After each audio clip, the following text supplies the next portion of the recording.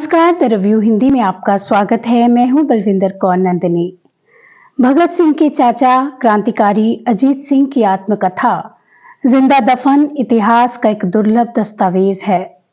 इस किताब में भगत सिंह से जुड़ा एक ऐसा दावा हमें मिलता है जिस पर शायद ही कोई चर्चा करता है।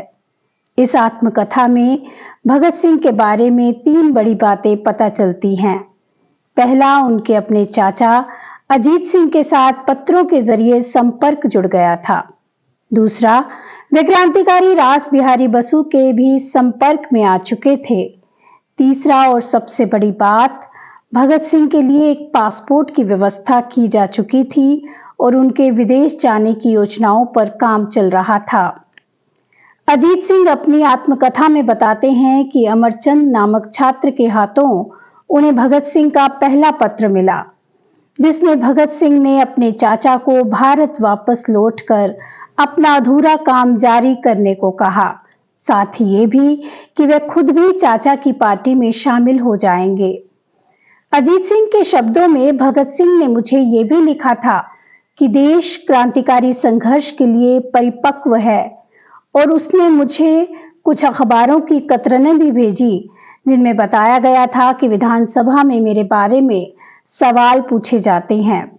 यदि भारत लौटने पर मुझे गिरफ्तार कर मेरे खिलाफ कोई मामला शुरू कर दिया गया तो इस पर सरकार का जवाब होता था कि मैं भारत लौटने के लिए स्वतंत्र था और मेरे खिलाफ कोई मामला नहीं शुरू किया जाएगा।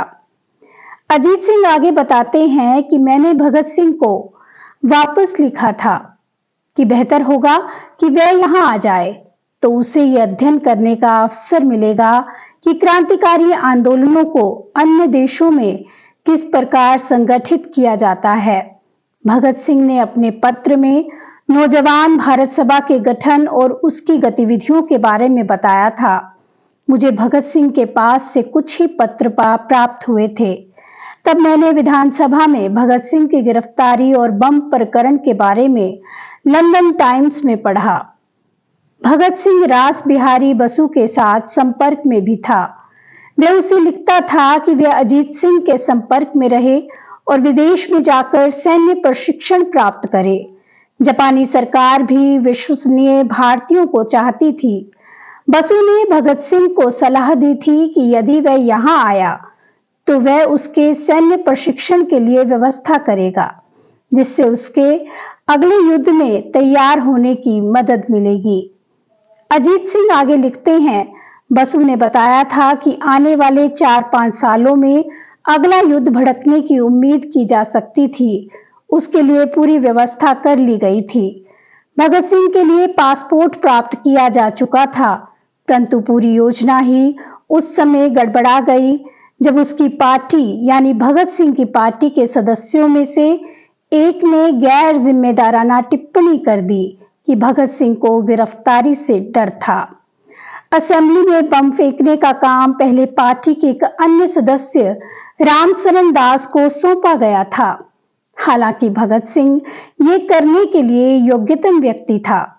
साथ ही की टिप्पणी भगत सिंह की बहादुरी का अपमान करने के लिए बहुत ज्यादा थी। उसने ये काम खुद करने का फैसला किया। जब भगत सिंह ट्रायल पर था तब पंडित मोतीलाल नेहरू ने भगत सिंह से उसकी इच्छा के बारे में पूछा। तब भगत सिंह ने जवाब में अपने चाचा अजीत सिंह से मिलने के लिए कहा था। मोतीलाल ने भगत सिंह की गिरफ्तारी पर बहुत खेद व्यक्त किया था। उन्होंने एक दोस्त से कहा था कि यदि उन्हें पता होता कि भगत सिंह देश की खातिर किसी भी खतरनाक काम को पूरा करने में सक्षम है तो वह बम प्रकरण के समय उसे देखते और उसे ट्रेनिंग दिलवाते कि बम फेंककर सुरक्षित कैसे बच निकला जा सकता है। अजीत सिंह लिखते हैं कि समाचार पत्रों के माध्यम से उन्हें भगत सिंह के ट्रायल और बाद में फांसी की खबर मिली थी। ये सारा विवरण भगत सिंह के चाचा अजीत सिंह की आत्मकथा जिंदा दफन में पढ़ सकते हैं, जो संवाद प्रकाशन से छपी है। इसका अनुवाद किया है विपिन चौधरी ने।